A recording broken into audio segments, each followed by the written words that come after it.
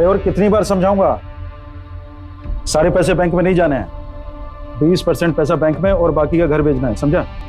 एक काम कर, तू इधर ही आ जा, मैंने 2 बंडल बना दिए हैं, सुबह बैंक में डाल देंगे।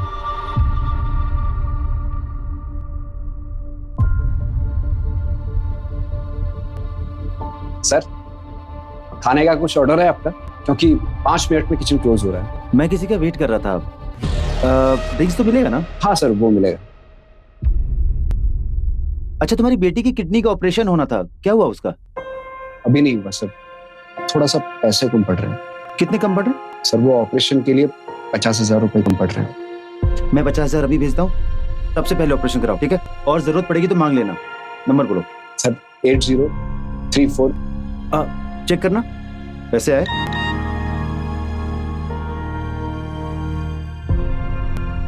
Thank you sir. अरे बस बस बस, ठीक है चलो।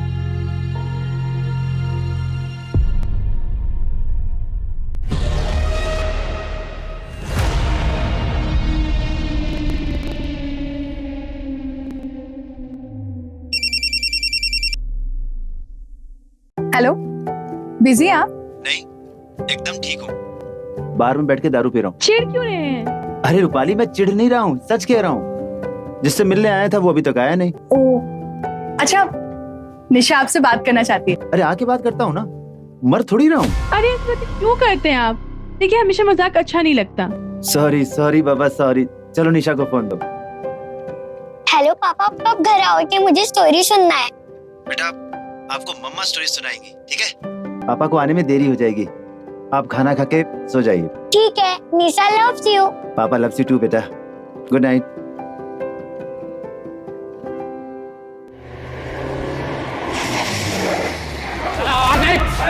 आवाज नहीं क्या रे?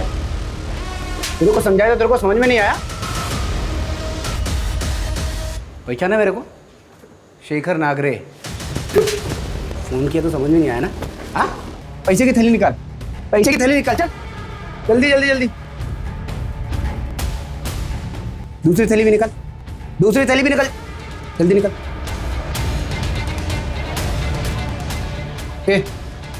उसका बैग भी उठा रहे। नहीं, मेरे पास कुछ नहीं है। एक कस्टमर से पैसा मत लो, मैं दे रहा हूँ ना पैसा। मेरे को आना पड़ा ना इधर, जुर्माना, पैसा डबल। कस्टमर सेटिस्फेक्शन के बारे में तेरे को पहला सोचना मांगता था, लेट हो गया रे तू। तुम्हाला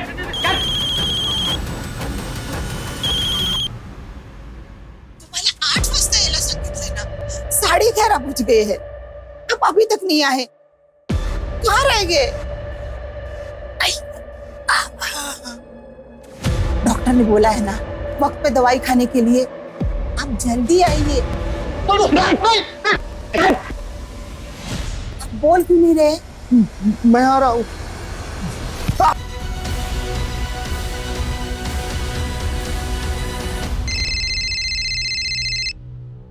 हेलो, क्या? कौन से बार में?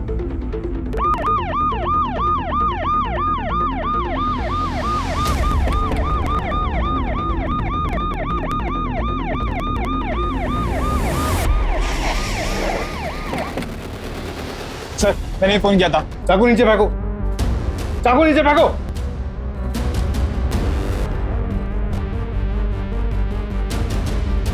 और चल,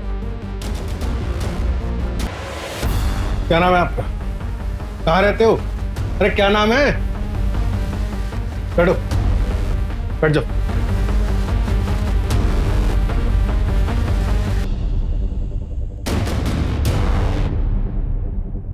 और ये सारी तबाही इन्होंने की? कैसे?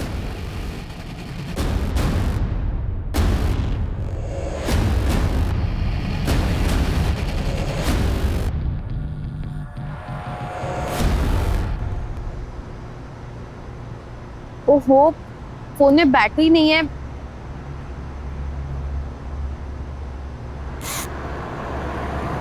कैश भी नहीं है, लिफ्ट ले लेती हूँ।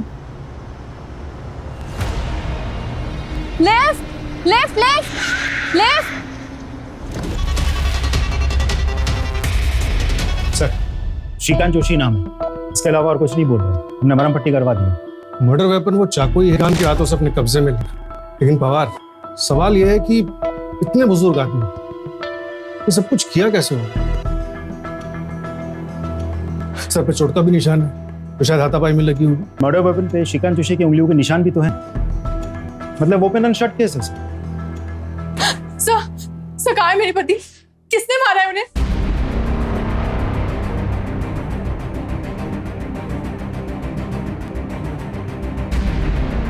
क्या आप बता सकते हैं कि आपके पति उस बार में इतने पैसों के साथ क्या कर रहे थे?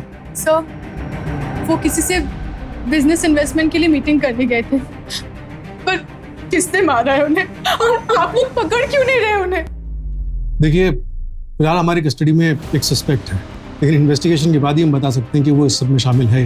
थोड़े बुजुर्ग हैं, लेकिन उनके हाथ में मर्डर वेपन था। सर बुजुर्ग है? सर उसी ने मारा होगा विवेक को, क्योंकि विवेक को किसी बुजुर्ग ने कॉल किया था, लड़ाई भी होनी थी विवेक से उसकी। ये तो मेरी शराफत है कि डील फाइनल होने के बाद भी आपके एज और एक्सपीरियंस का लिहाज करके मैंने 20 की जगह 30% दिया आपको, और अब आप 40% की मांग कर रहे हैं। नहीं, 70% से कम में मैं नहीं रुक सकता हूं। ऐसा करते हैं, आज मिलते हैं और सब कुछ फाइनल कर लेते हैं। ये रोज रोज का किस मुझे नहीं चाहिए।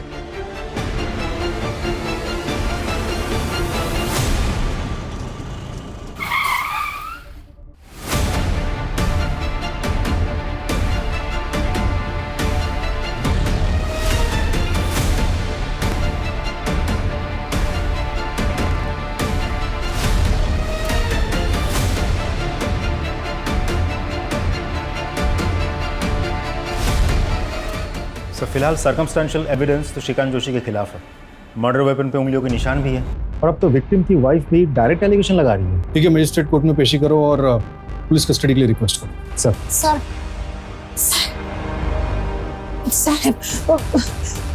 मेरे पति श्रीकांत उन्हें यहाँ क्यों लाए हैं? एक बार में मर्डर हुआ, उनके हाथ में मर्डर वेपन मिला है, प्राइम सस्पेक्ट है मोहम्मद। साहब, आप लोग कुछ भी बोल रहे हैं। उनकी उम्र तो देखो। आपको कुछ गलतफहमी हुई है। वो किसी को मार नहीं सकते, किसी को बुरा नहीं जा सकते। साहब, मुझे मेरे पति को मिलना है।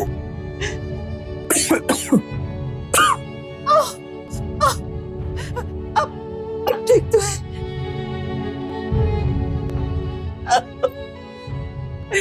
ये क्या हो गया? अब चिंता मत करिए, मैं हूं ना। मैं अभी इस वकील के पास जाती हूँ। तुमने कुछ खाया? दवा टाइम पे ले लो।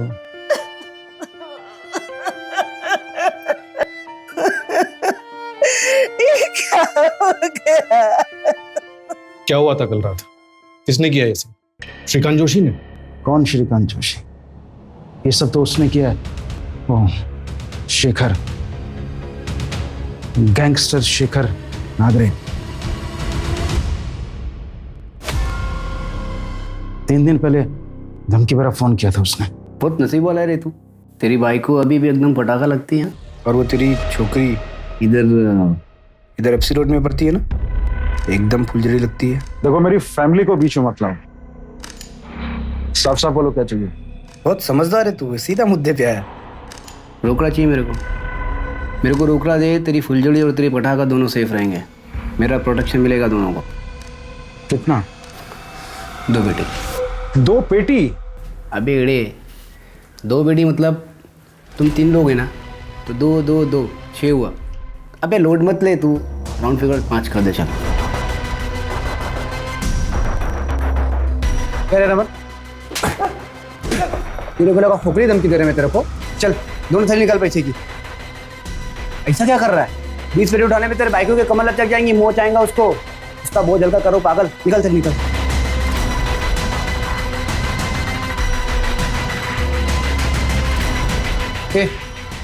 उसका बैग उठाओ। उसने 20 लाख मांगे और तुम्हारे पास 20 लाख ही थे।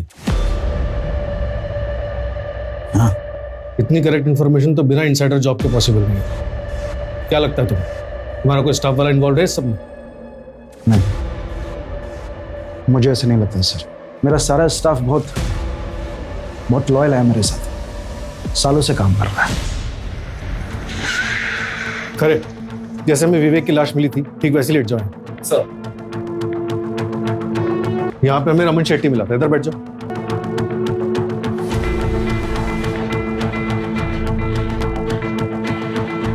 रमन शेट्टी का लाइन ऑफ विजन क्लियर नहीं है, वो नहीं देख पाया होगा क्या हुआ।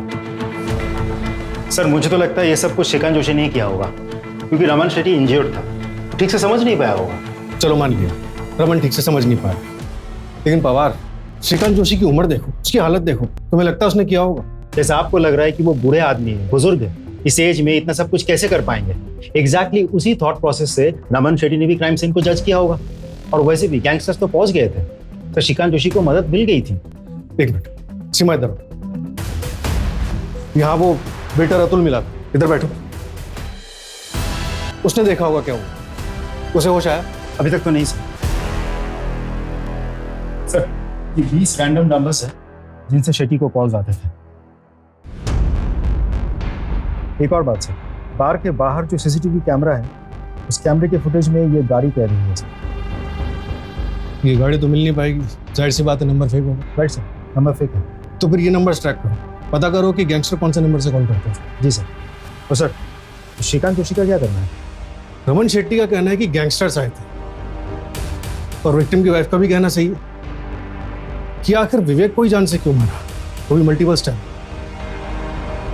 रूपाली का कहना है कि विवेक का किसी बुजुर्ग आदमी के साथ झगड़ा हुआ, तो इन कुछ फिट नहीं बैठ रहा। खैर FIR हुई है तो प्रोसीजर फॉलो करते हैं साहब। शुरुआत करते हैं इन नंबर से और गाड़ी को ट्रैक करने से। और बवार, वो श्रीकांत जोशी को चाय वानी पूछते रहना सर। आप लोगों से गलती हुई है, माझा नवरा असं नाही करू शकत, वो इस हालत में है ही नहीं। देखिए प्रभा जी, हमने आपको कल भी समझाया था। साहब, मैं उनकी मेडिकल फाइल लेके आई हूँ, वो मेंटली ठीक नहीं है, उनके ट्रीटमेंट शुरू है। साहब, वो खुद दवाई पे जिंदा है तो दूसरों को कैसे मार सकते हैं? वो बहुत कमजोर है, खड़े खड़े गिर जाते हैं और हड्डियां टूट जाती है। वो एक चिट्ठी को नहीं मार सकते हैं, तो इंसान को कैसे मार सकते हैं? देख लीजिए ना, उनकी फाइल देख लीजिए। साहेब, माझ्या नवऱ्याने काही नाही हो केलंय, खरंच सांगते काही नाही केलं त्यांनी माझ्या नवऱ्यासाठी जेवण और दवाई लेके आई हूँ, प्लीज देने दीजिए उनको। अच्छा शांत हो जाइए। सीमा, मेरा मिलवा दो।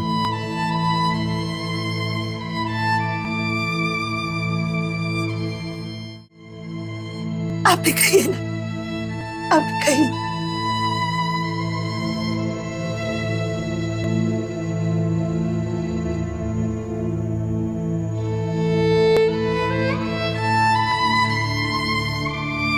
आप कहिए।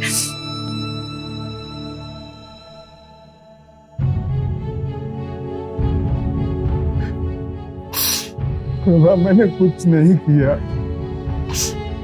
मेरी किस्मत ही खराब थी कि मैं वहां गया। अब मत रोइए, अब मत रोइए, अब मत रोइए, मत रोइए। मैं जानती हूँ आपने कुछ नहीं किया। आपको दवाई भी तो लेनी है, कल रात को भी आपने दवाई नहीं खाई। ये लीजिए,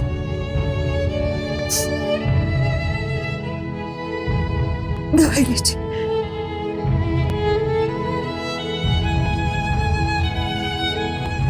जी ओके, थैंक यू सर।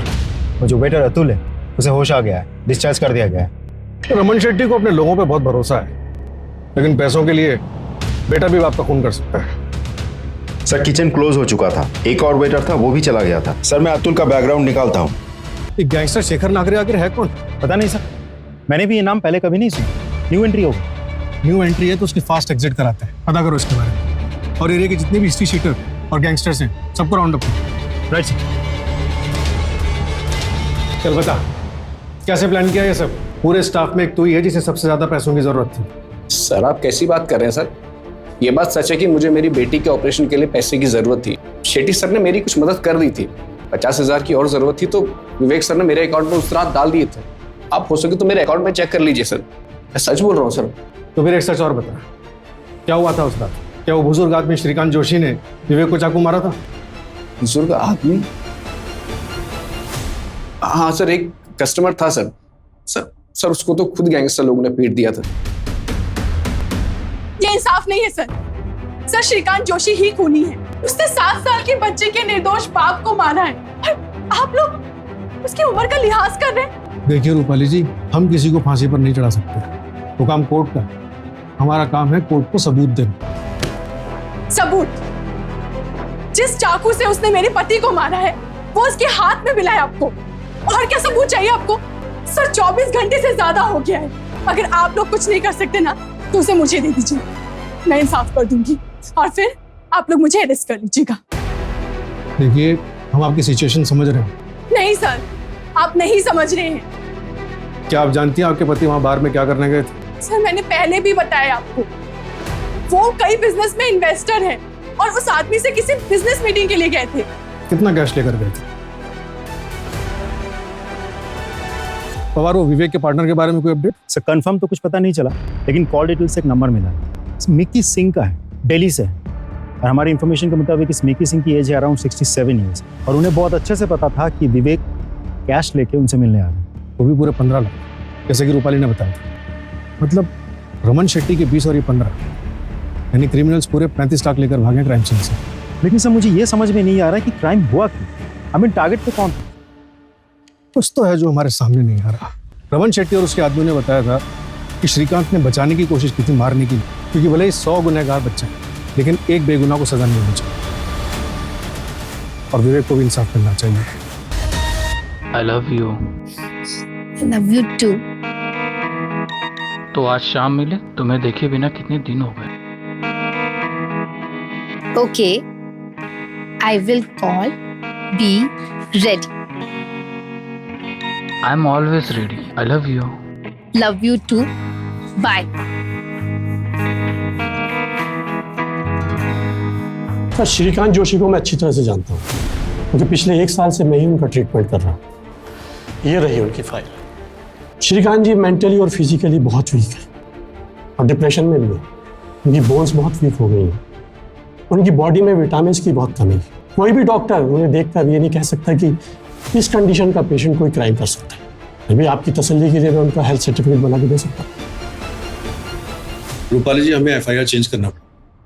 हम गलत आदमी पे शक कर रहे थे। श्रीकांत जोशी के खिलाफ हमारे पास कोई सबूत नहीं, हमें उन्हें छोड़ना पड़ेगा। तो सर श्रीकांत ने नहीं मारा तो किसने मारा? फिलहाल हमारा शक गैंगस्टर शेखर नागरे पर है। और वो ओल्ड मैन जिससे मेरे पति बिजनेस के लिए मिलने गए थे? वो कोई मिक्की सिंह है, दिल्ली का रहने वाला है। हमने दिल्ली पुलिस से कांटेक्ट किया उसको ट्रैक करने के लिए। मतलब मेरे पति को किसने मारा है इसका सीधा जवाब आपके पास नहीं है? सर 29 साल की उम्र में मैं विधवा हो गई हूँ। मेरी 7 साल की बच्ची के सर पर से पिता का साया उठ गया है, और आप लोग हैं कि इंसाफ नहीं दिला पा रहे मुझे। देखिए रूपाली जी, हम इन्वेस्टिगेट कर रहे हैं। हमने विवेक के बारे में भी पता किया और हमें ऐसा कुछ भी नहीं मिला जिससे ये लगे कि उसे टारगेट क्यों किया गया। ठीक है सर, मैं आपसे फिर से पूछती हूँ, आप जवाब दीजिए। सिर्फ मेरे पति क्यों मारे गए? और उन पर एक बार नहीं 7 बार वार हुआ है, क्यों? कोई जवाब है आपके पास? साइन करिए।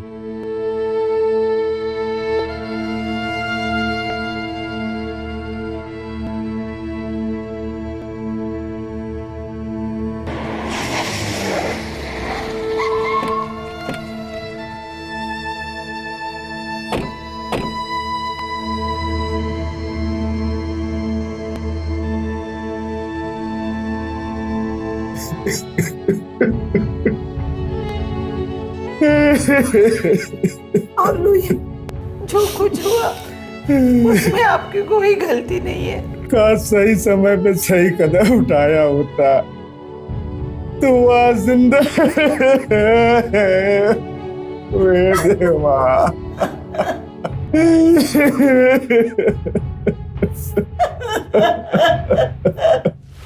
नमस्कार साहब। कौन बोल रहा है? बस क्या साहब, जिसको तुम ढूंढ रहे हो सामने से फोन किया तो पहचानते नहीं क्या? शेखर नागरे। हाँ, तो अभी एक मुद्दे की बात सुनो साहब, मेरा पीछा करना बंद कर दो। मैं तुम्हारे हाथ नहीं आने का, और अगर तुमको पकड़ना ही है ना तो शेट्टी के पीछे जाओ। 1 नंबर 2 नंबर बहुत पैसे उसके पास। और रहा सवाल उस विवेक का, तो उसके बारे में अफसोस करना बंद करो। कोई दूध का धुला नहीं था वो। क्या मतलब? साफ साफ बोल। साफ साफ तो बोल रहा हूँ साहब। चलो ठीक है, और साफ साफ बोलते मैं तुम्हारे को। क्या है ना, मेरा पीछा करना बंद कर दो। मैं तो वैसे भी देश के बाहर जा रहा हूँ। मैं तो देश के बाहर चला जाऊँगा, लेकिन थोड़ा अपनी फैमिली के बारे में सोच। वो तो इधर ही रहने वाले ना। ए शेखर, या जो कुछ भी नाम है तेरा, मरना है तेरे को डर नहीं लगता? हाँ, तेरी फैमिली की तरफ आंख उठा के भी देखा ना तो उधर ही ठोक डालूंगा तुझे। तेरी लाश भी नहीं मिलेगी तेरी फैमिली को।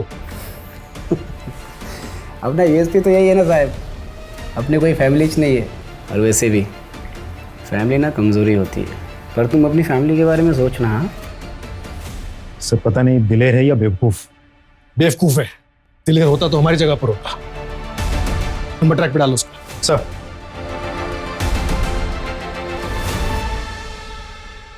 सर, शेखर नागरे जो रमन शेट्टी को कॉल किया था वो दुबई से लिंक होके आया है। ट्रैक करना इम्पॉसिबल है। एम्बेसी का कांटेक्ट किया था, समय लगेगा, प्रोसेस बहुत लंबा है।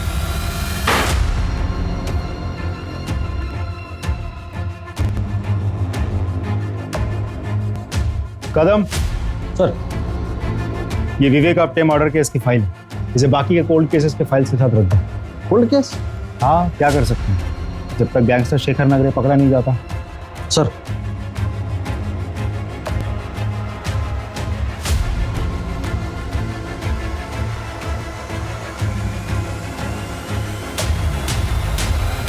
ये लीजिए मैडम, विवेक सर के लाइफ इंश्योरेंस का पेमेंट पूरे 1 करोड़ रुपए।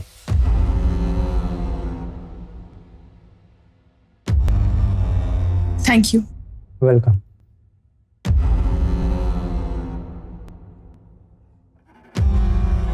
Hello, next week Mumbai shift होना है जी। पैकर से चाहिए। हाँ, कोटेशन भेज दीजिए। मम्मा हम मुंबई क्यों जा रहे हैं? बेटा, मुंबई अच्छी जगह है, बड़ा स्कूल है, तुम्हें अच्छा लगेगा। पर हम तो यहाँ पर पापा के साथ रहते थे ना, मुझे उनकी बहुत याद आएगी। मुझे भी याद आएगी।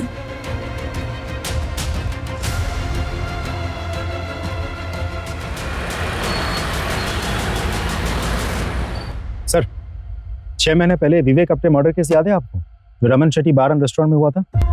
कैसे बोल सकता हूँ? मेरे करियर का इकलौता अनसॉल्व कैसे हुआ? लेकिन सर वो दूसरे शहर में शिफ्ट हो गए जहां से एग्जैक्टली वो बिलोंग करते थे। कौन सा शहर? सर मैंने नागपुर में पता किया है तो सबके बीच कनेक्शन मिला है।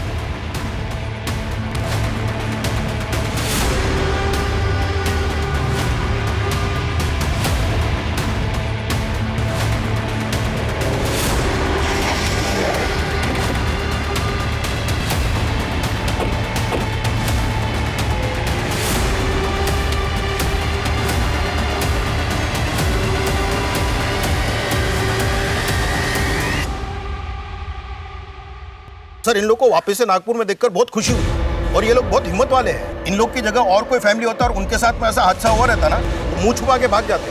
नागपुर में कभी नहीं आते वापस आप। हादसा।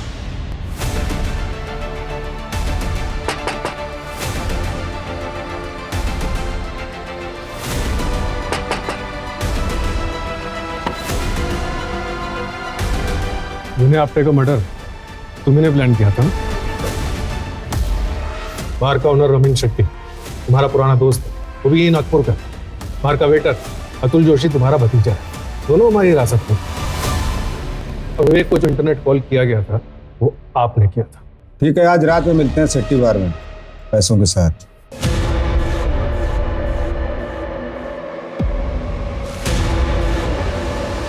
और ये सब आपने अपनी बेटी कविता के लिए किया?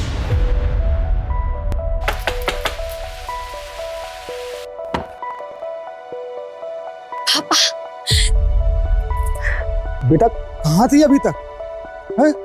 और ये सब क्या है? तो बेटा ये चोट कैसी लगी? ये कुछ नहीं है पापा, मैंने शादी कर ली पापा। अरे कब की और किससे की बेटा? मैं जल्दी आपको उनसे मिलवाऊंगी पापा। माँ, कविता, कशिश तू कहाँ थी इतने दिन? क्या कर रही थी? शादी कर ली तूने?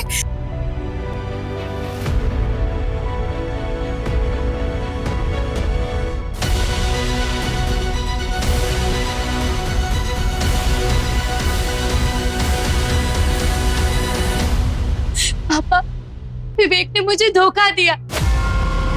पहले उसने मेरे साथ गलत काम किया। कहाँ गलत काम किया बेटा?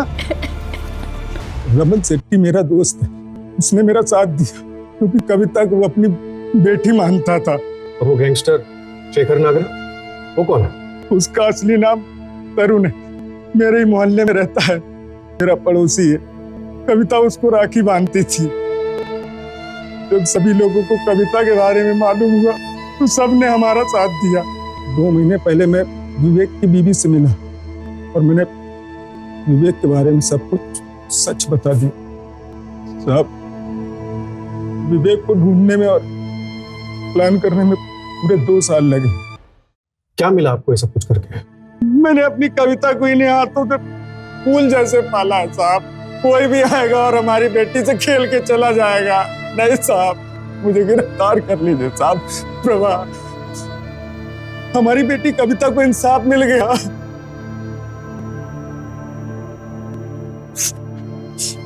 बेटा कविता, मैंने तेरे गुनाहगारों को सजा दे दी। अब तो तू खुश है ना? ये कहानी थी अक्यूज्ड विवेक की, जो मरने के बाद भी समाज की नजरों में विक्टिम बना रहा। ये कहानी थी विक्टिम कविता की, जिसने ना सिर्फ को माफ किया बल्कि आंख मूंद कर दोबारा ऐसा फैसला लिया जिसके चलते उसे अपनी जान गंवानी पड़ी। कविता या उस जैसी बाकी लड़कियों के साथ जो हुआ उसे बदला नहीं जा सकता, लेकिन हमने उन्हें इंसाफ दिलाने की मुहिम शुरू कर दी। विवेक और उसके साथी कविता या उससे पहले किसी भी लड़की ने अगर विवेक और उसके गिरोह के बारे में पुलिस को बताया होता तो शायद इन क्राइम्स को होने से पहले बचाया जा सकता था। फिलहाल पुलिस विवेक के तीनों साथियों को ढूंढ रही है और तरुण उर्फ शेखर ने जिन 3 लड़कों को हायर किया था रॉबरी के लिए, उन्हें अरेस्ट कर लिया गया है।